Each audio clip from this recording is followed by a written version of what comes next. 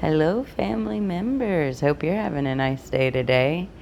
If I seem a smidge distracted, it's because my parents' dog is like staring at me from like 2 feet away, just behind the camera. Like, if you could see what I could see right now, it would crack you up. I'm serious. So, uh, sorry.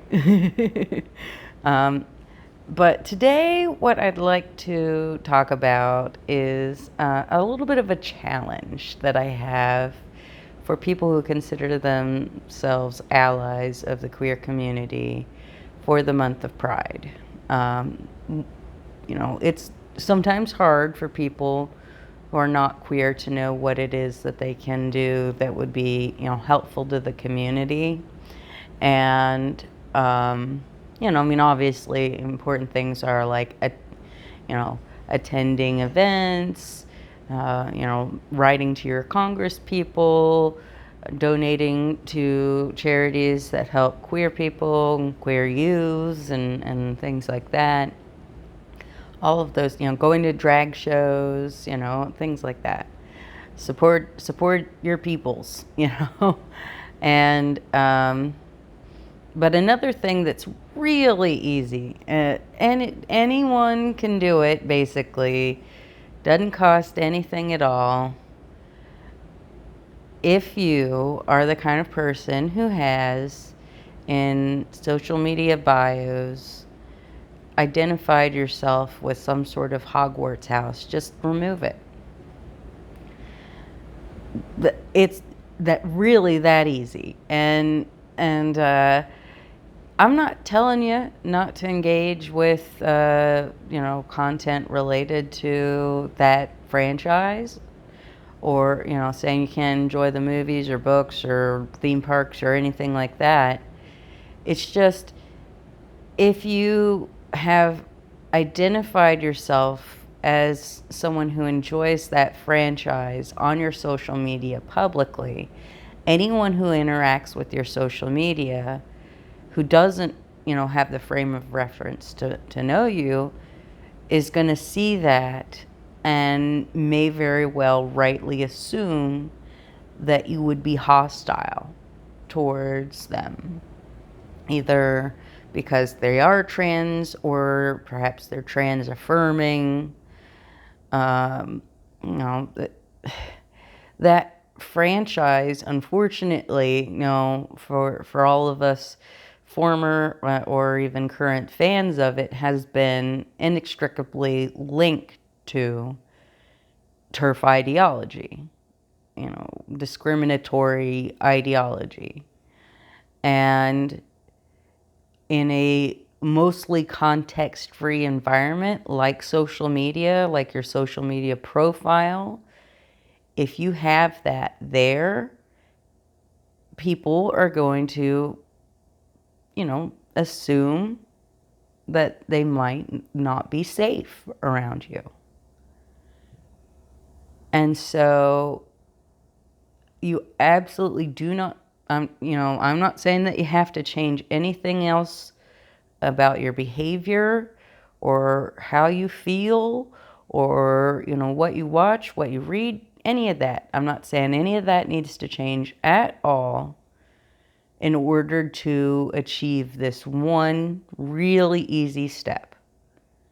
Just remove that from a place that if somebody who may not know you well might see it and think the wrong thing. Because you should be a safe space for, people. Safe spaces have been given this like a silly connotation related to like weakness, or like, oh, it's coddling people, blah blah blah. That's just silly. Everybody needs safe spaces. I mean, like, even the right knows this. That's why they have their little media bubble they've created for themselves. That's their safe space. It's so funny that they begrudge other people wanting to create their own version of that. No, that's for us only. No safe spaces for you, but plenty for us, right? But that's the thing, they believe that they deserve that privilege, of course. You know, it's really it's really difficult being queer right now. We're under assault from every direction in every part of the community.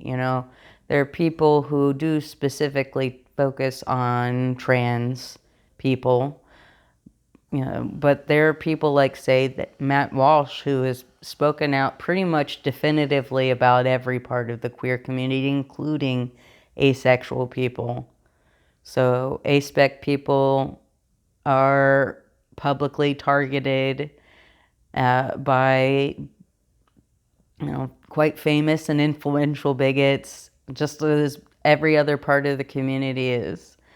And the only way that we're going to break that momentum is by having people like you, like allies, who take a public stand against vocal bigotry and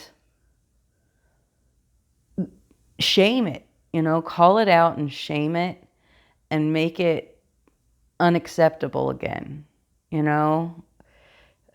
Bigotry has been given a place at the table. It is being considered like a legitimate ideology, like an opinion that respectable people might hold. And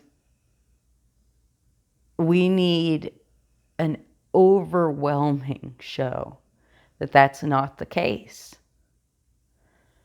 We need every single ally that we can get in this struggle, because there are very rich and powerful people, very influential and famous people who are actively trying to normalize bigotry,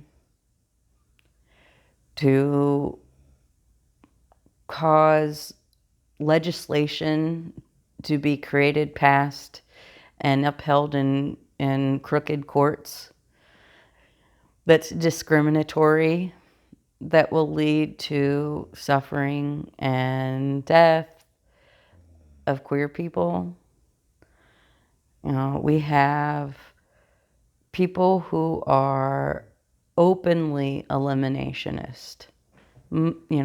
Multiple people who have huge platforms that have said, oh, we have to get rid of transgender people, or quote unquote transgenderism, which is not a thing. You can't take transgender and dehumanize it like that. People are transgender.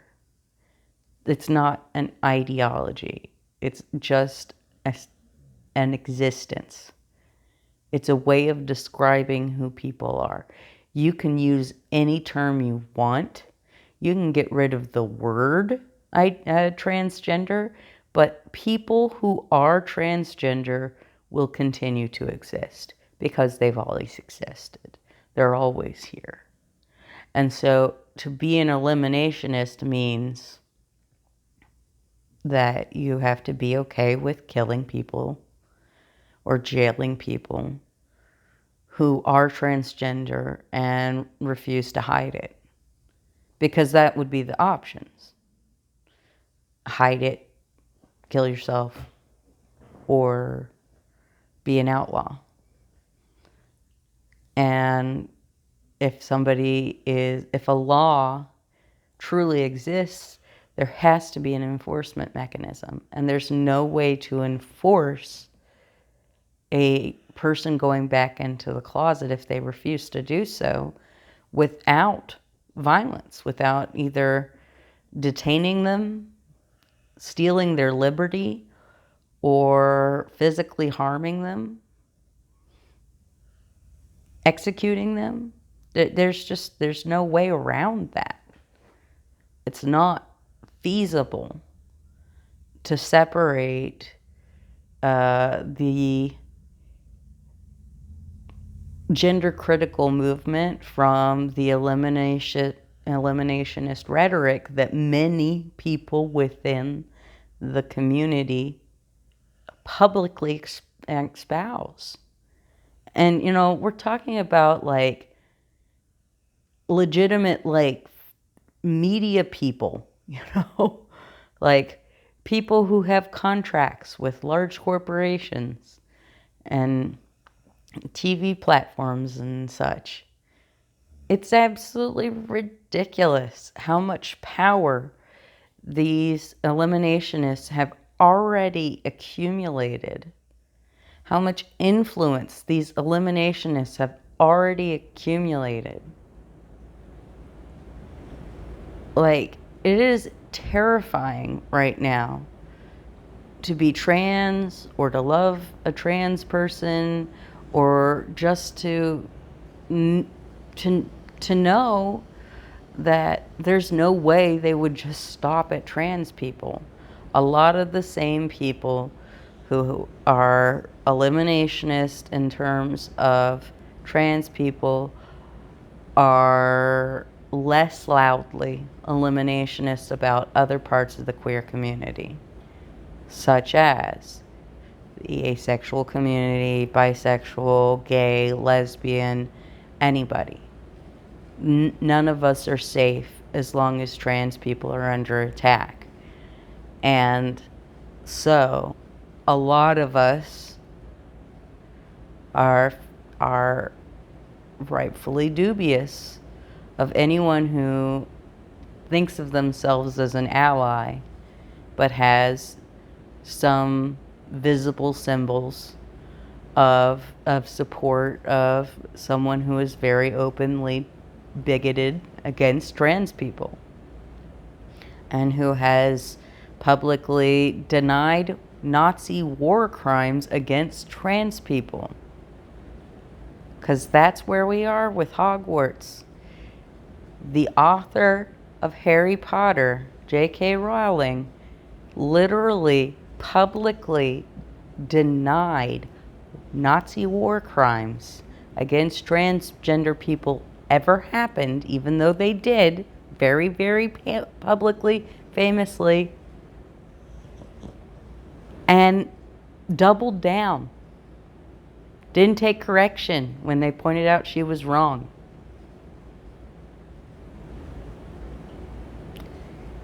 That's who you're aligning yourself with, because there's no way to unlink her connection from the franchise. She's as big a part of the franchise as any other element.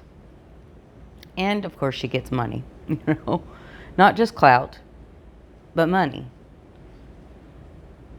And so, you know, I'm not telling you what you can or cannot do, but I'm just saying, any symbol associated with the Harry Potter franchise that you display publicly is sending an intimidating message to people who are vulnerable, like myself. And if that's not your intention, then for this Pride Month, why not show your commitment as an ally and just remove that symbol from your public life?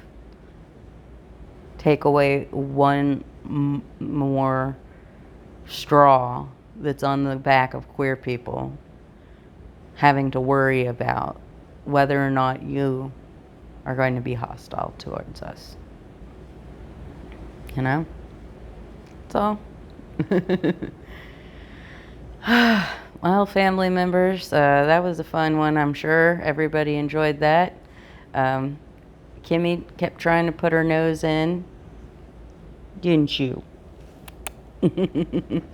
And I don't think I can show you BB very well, but there she is, kind of. All right, take care of yourselves. And happy Pride coming up soon. That's going to be great. Bye.